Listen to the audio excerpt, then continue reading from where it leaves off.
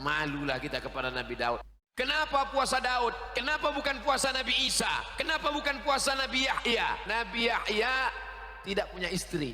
Nabi Isa tidak punya istri.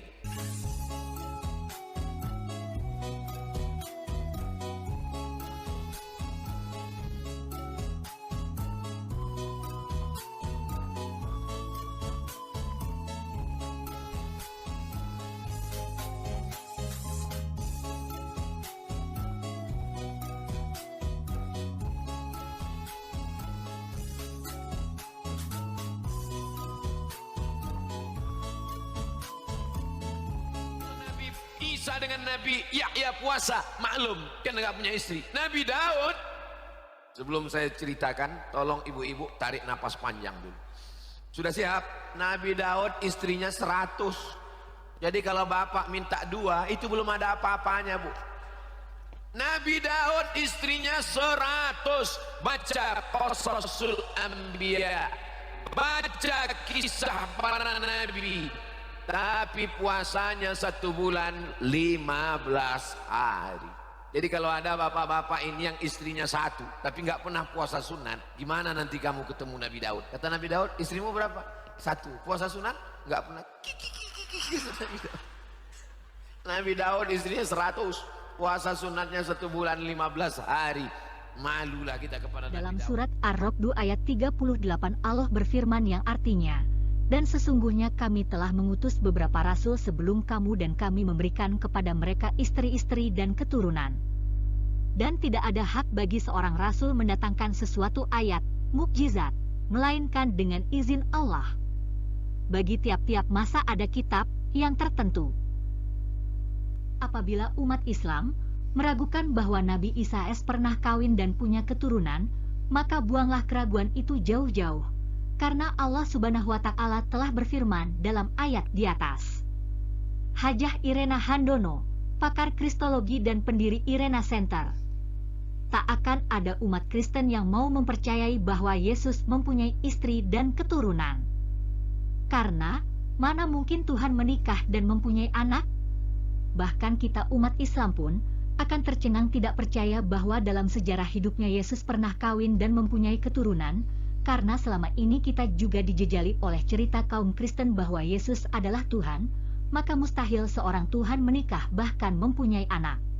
Tapi bagi sebagian manusia yang mau menggunakan akalnya, ketuhanan Yesus menjadi sumber pertanyaan akal yang tidak pernah berhenti. Mereka-mereka inilah yang sedikit demi sedikit menguak misteri sejarah hidup Yesus.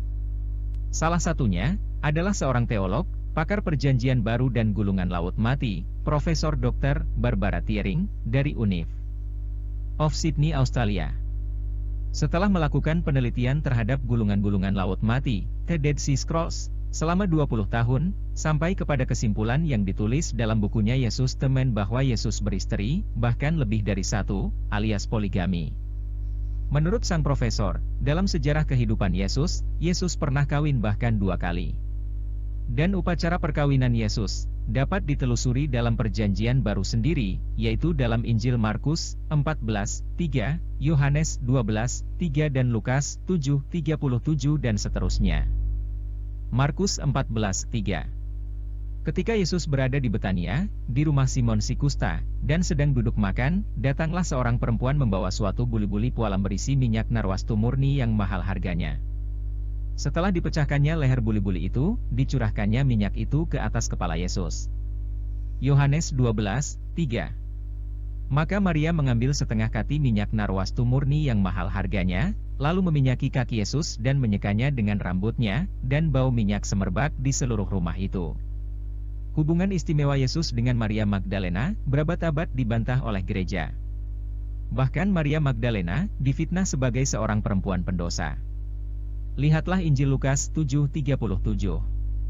Tapi lanjutkan dengan membaca ayat 38 dari Injil yang sama, Lukas 7:38. Sambil menangis ia pergi berdiri di belakang Yesus dekat kakinya, lalu membasahi kakinya itu dengan air matanya dan menyekanya dengan rambutnya, kemudian ia mencium kakinya dan meminyakinya dengan minyak wangi itu. Seorang perempuan yang mencurahkan minyak wangi ke kepala, ke kaki, dan menciumi lelaki tersebut, menurut Profesor Thiering, adalah upacara perkawinan bangsawan Yahudi.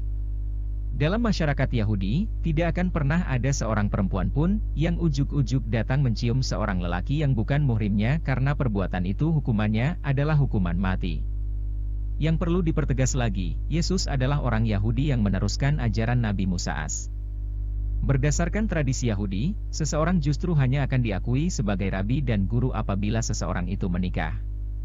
Diperkuat dengan kenyataan bahwa orang Yahudi berpegang teguh pada perintah, beranak cuculah dan bertambah banyak. Taurat. Sebagai orang Yahudi, Yesus juga mempelajari Taurat, sedangkan untuk mempelajari Taurat syaratnya adalah menikah. Apa yang disampaikan Ustadz Abdul Somad dalam ceramahnya soal poligami menunjukkan masih menggunakan keyakinan lama dan umumnya umat Islam. Setelah kita membaca Al-Quran Surat Ar-Ra'd ayat 38 di atas, bagaimana pendapat saudara? Tak mungkin kan Al-Quran itu salah? Wallahu alam. Terima kasih sudah menyimak.